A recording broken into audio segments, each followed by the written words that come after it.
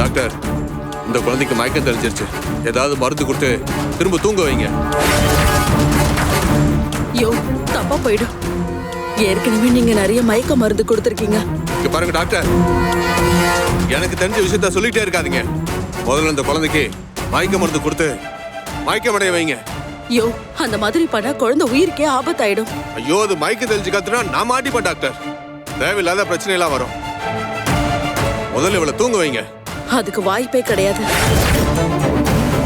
ஒரு உயிரை காப்பாத்துறதுக்காக தான் நான் டாக்டருக்கே படிச்சிருக்கேன், கொல்றதுக்கு இல்ல.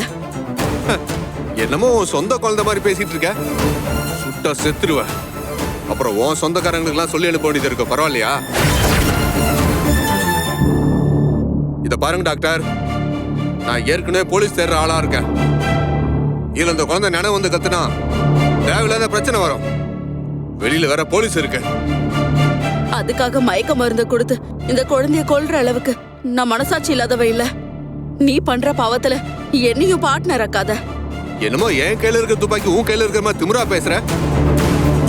துப்பாக்கி என் கையில இருக்கு.